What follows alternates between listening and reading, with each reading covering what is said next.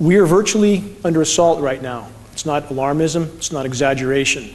Chemicals coming from airplanes that change and modify our weather. Geoengineering is occurring, it's been occurring, it is not new, and your tax dollars are funding this. These planes were up there outlining the sky so that the weather makers can apply their electromagnetic solution, their HARP solutions, their solutions to change the weather. This type of weather modification puts out chemicals and toxins, some known, some not known. I was finding tons and tons of large quantities of aluminum, barium, strontium in the forms of oxides and sulfates. Birds are dying around the world. Fish are dying by the hundreds of thousands around the world. This is genocide. This is poison. This is murder. Many people who try to debate this issue, if they ask you why they should believe this is going on, we have film of it happening, end of the argument. So within any of the weather that is manipulated or modified by these weather makers, we would find trails. And I thought, I've spent 9 years of my life trying to protect human health, and here we are violating law after law after law. Just sitting here, instead of protecting the people, we are poisoning the people. But what I'm concerned about mainly is the medical effect, and that's because of this very strong connection between aluminum passing through this pathway into the brain is so strongly connected with Alzheimer's disease and other diseases of memory. Artificially putting chemicals like sulfur or particulates into the atmosphere in what they call geoengineering schemes to reduce and help the planet, supposedly, but help the planet to not go through such a tremendous global climate change and to mitigate global warming. However, the incidence of putting chemicals into our atmosphere is going to change and impact agricultural crop production. So I'm not just speaking to all of you in this room, I'm speaking to all those people that are going to watch this online and watch it on YouTube. Because you can come forward, you can help expose this, and we can stop it. This amounts to weather warfare, period. The U.S. has historically engaged in weather warfare around the globe. This is historical fact. We have data going back to Vietnam, 1968, Project Popeye. 1976, UN passed resolutions forbidding weather modification in wartime. So again, this is not speculation. This element within our society that's doing this must be stopped. One of the reasons for depleted uranium in aerosols that are being sprayed by the military are to fuse living and non-living, animate and inanimate, organic and inorganic particulates together to make a new species. One interior shot there, again, we can't know from the variance of different planes, the different configurations of spray apparatus. This is an ongoing experiment. There's likely many different configurations. We see aircraft trails that have different color composition. So this is an ongoing experiment of which we are all a part. You take a cloud that Mother Nature or God has provided and you alter that cloud. Well, the reason the cloud doesn't expand on its own in most cases is the fact that there's a lot of moisture, but there's no nuclei. There's nothing for the moisture to stick to. So when you provide the silver iodide nuclei, it causes the water to coalesce to that nuclei, and when it does, it releases heat, which means everything starts to rise. Obviously, there's a whole lot of planes with a whole lot of tanks doing a whole lot of something.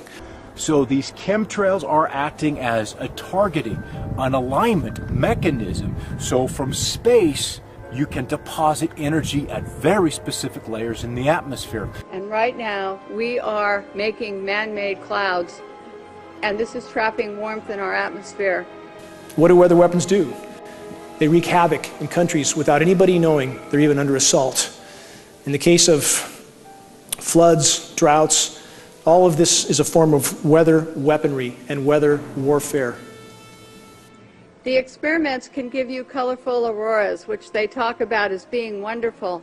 Many times people think that the auroras in Alaska and the ones we see are normal, but there's beginning to be more and more seen across the United States and elsewhere where aluminum, trimethyl aluminum experiments to make clouds are beginning to impact us. Barium and aluminum are some of the primary components that we're seeing with these trails in the skies and these chemtrails. Again, this happens before and during major weather events. Speak out. Global warming versus climate change. This is also important. The term climate change came into play in about 1998 when we had the warmest year on record. And because I believe at that time the global power structure decided it would unleash the full scope and scale of geoengineering, they needed a term that would condition people to accept massive temperature fluctuations like 50, 60, 70 degrees in a single day. Thus the term climate change came into play. I 100% know that the U.S. Air Force was involved, and it kind of, I think back to all these things that I never had noticed. If you don't know what to look for, you can't look for something. And once I realized a process they were trying to hide, people have come out of the woodworks, from EPA compliance officers to ex-people that I worked with in my career field. Well, I cannot state for obvious reasons. I've had pilots come forward. I've had people come forward that actually load the canisters on the planes. I needed to know why these planes were up in the sky. There was talk and lab reports that there were biologicals, that we were looking at heavy metals, that there was this whole chemical concoction that these planes were spraying, and that is a very different mixture than water. How many false flag events do we need to have before we wake up? Vietnam, the Gulf of Tonkin was a false flag event. We have a dozen other false flag events. This is business as usual. So it's about time that we wake up and realize that any premise necessary will be used by the power structure to start wars of aggression on other nations, or perhaps even to lock down their own populations. None of these experiments have any public oversight nor agricultural oversight. Our drinking water is impacted because the chemicals are now beginning to show up in our drinking water. In California, the State Department of Health drinking water tests were examined between 1970 and this year, and we found unusual spiking in barium, aluminum, strontium, magnesium, calcium, manganese, and all of these spiked at the same time in various drinking water supplies across the state of California. Our mission was to make it rain during the dry season. On that particular day, the clouds were very small. There just weren't any real big thunderstorms or anything like that. But I picked a cloud that was sitting out essentially by itself with a number of small clouds. I'm talking about clouds whose tops were somewhere near the freezing level but not high enough to really grow. And I nurtured one of those clouds until it finally got it in well past the freezing level, and then the cloud developed a lot of convective activity and it started sucking clouds into it. Just building up and building up, and I took a series of pictures what I called for 41 minutes. By the end of 41 minutes, we had flown up to over 65,000 feet and we still couldn't reach the top of the cloud. So we knew we had a barn burner there. And by the next morning, we had washed out everything in the world and did a lot of damage to people and all that sort of thing, but it was a real success as far as blocking the roads off. Chronic obstructive pulmonary disease, a growing but neglected global epidemic. We're all frogs in boiling water right now, period. Whether we realize it or not, whether we feel healthy or not tonight, we're all breathing this stuff in. It's clogging us up slowly but surely. It's absolutely happening. We're not speculating.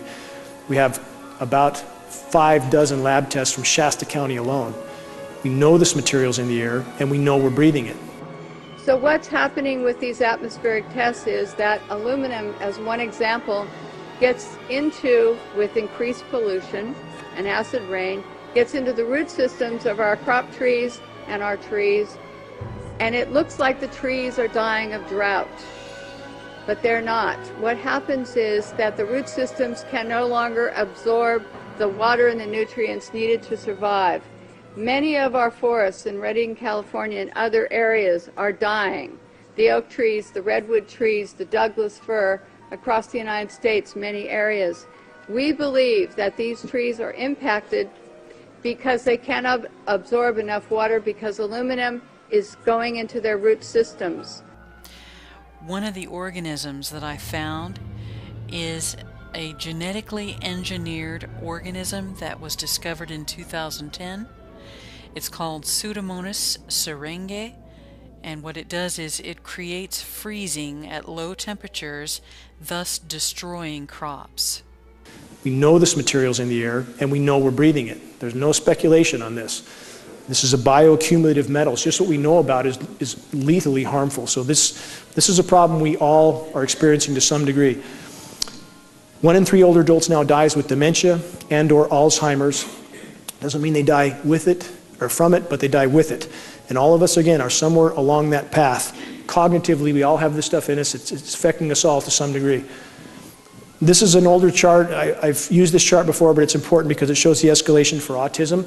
We've gone from 1 in 5,000 to 1 in 50. That's a 10,000% increase.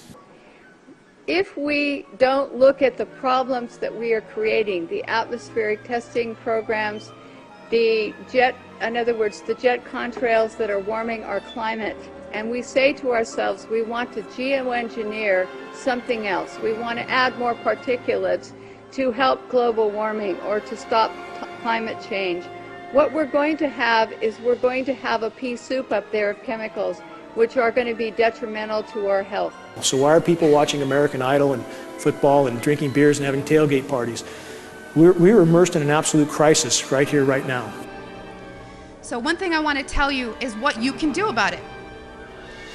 The biggest hurdle that we have is disinformation sites. I never say them, but I'm going to today, so that you know if anyone ever gives these to you as a reference to debunk you, it's Metabunk and Contrail Science. Those are 2 websites that are ran by a government shill named Mick West. And he is a computer gaming programmer who tries to tell you about persistent contrails. So somebody who isn't even credentialed in chemistry or physics or ecology, none of that, is trying to tell you that you're crazy. The global depopulation policy killing us softly. How do you cool a population without panicking them? You know, I've stayed away from this subject in very much depth because I'd hoped people would come around and just to the simple notion they're being sprayed like rats day in and day out.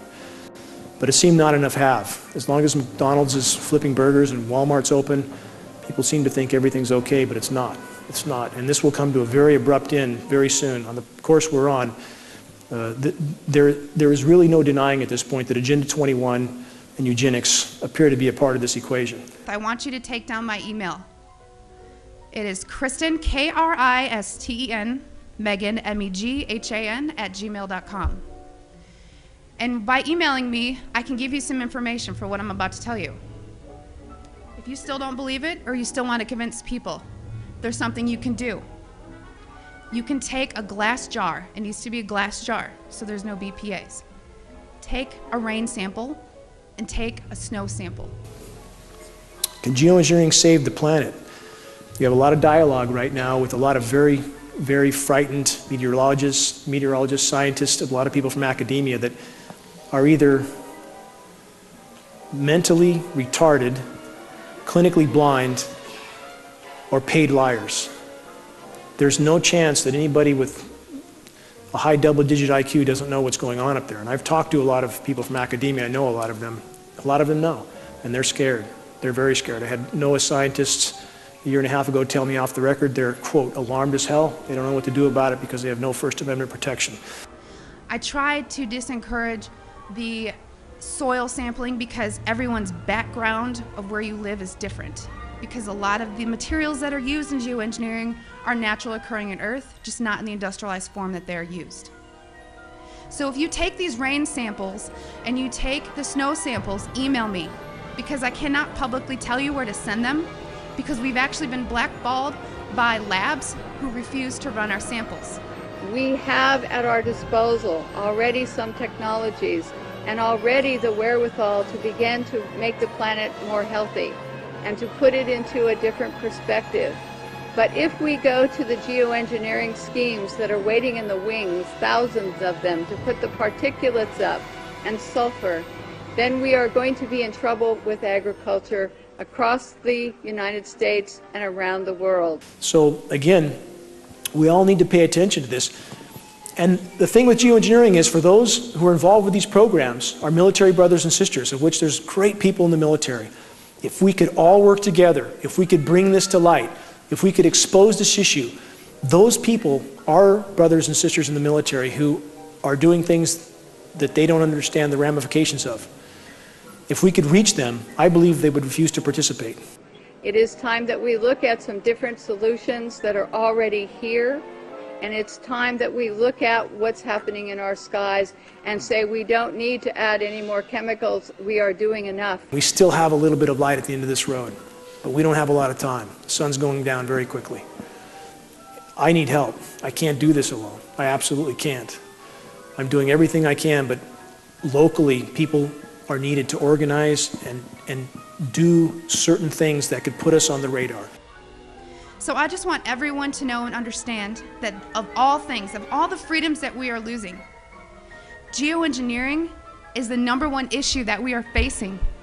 Because you can have guns and money and you can have everything. If you don't have food and water and you are dying of respiratory or neurological illnesses, what does it matter?